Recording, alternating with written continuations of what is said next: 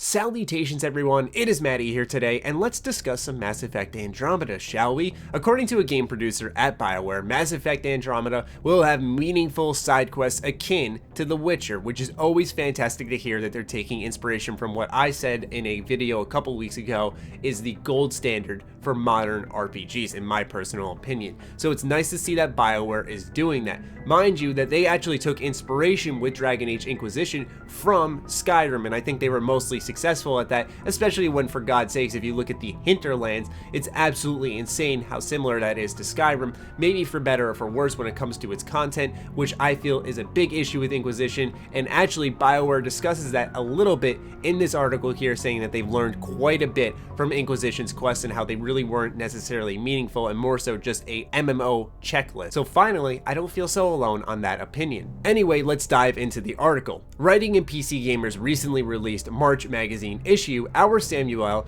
dubs this concept in relation to Inquisition the hinterlands problem, where players get stuck in one location and are forced to gratuitously grind through less important side ventures. Andromeda's producer Fabrice Cadominas tells Sam that he and his team aren't necessarily discouraging players from adopting this approach, they are tackling side quests with more thought than before. So what I'm gathering from this sentence is that they're not trying to take away perhaps the kill X amount of enemies in this area quest or the collect 5 of these quests, which I feel is okay in RPGs as long as it's balanced out with quality stuff, because then we see quality and quantity where, yes, I'm getting that fulfilling side quest, but on the other hand, yes, there's that kind of enjoyable palate cleanser type quest where it's just something as simple as killing someone, and that's all there is to it. It's not about making the hard choice, which I think you sometimes do need a break from in these big RPG games, and that's where those quests serve you well. It's all a balancing act. So what I'm taking from that is they're not discouraging the idea of going out and completing a bunch of side quests and not really paying attention to the main story,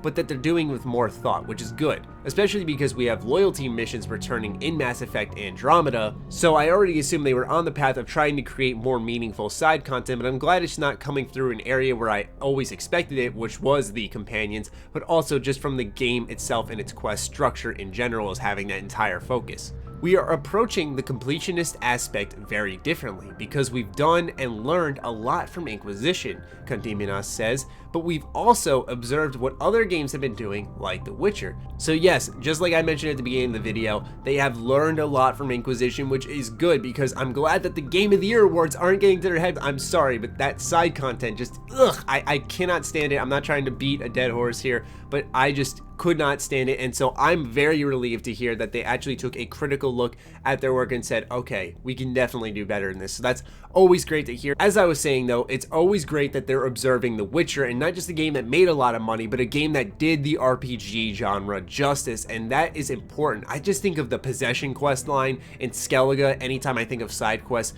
for The Witcher 3, and that powerful moment where you toss the baby in the oven and you're like, what just happened? And it's such an incredible quest line that really had me gripped from start to finish, where it seemed a simple let's break the spell, but you had to do something so drastic to do that, and how was it going to conclude and the aftermath of it all. I was so satisfied with that quest, and many others like that are sprinkled throughout The Witcher 3. Don't get me wrong, there are still other more just collect this or kill that quest lines scattered throughout, but as I was alluding to earlier, it's balanced out by quality quests like the Possession one in Skellige and so on. Condiminas continues stressing that bigger isn't always better, and that side quests must be meaningful in order to be impactful, something The Witcher 3 in particular carried off very well. And it was very important for us that the quantity of scope doesn't downgrade the quality of whatever you are doing there.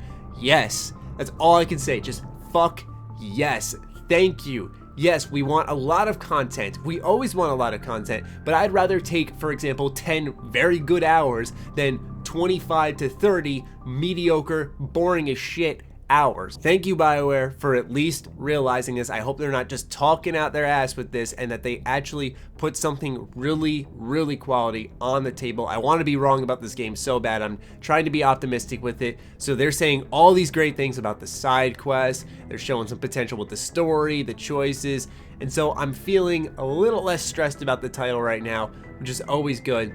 But anyway, that's all I had to share with you guys today. I'd love to get your thoughts on this in the comments down below. Other than that, be sure to follow me on Twitter, like me on Facebook. The links are, as always, in the description down below. Consider contributing to the Patreon. It fuels all the content we create here. Other than that, stay sexy, stay active. I love you all.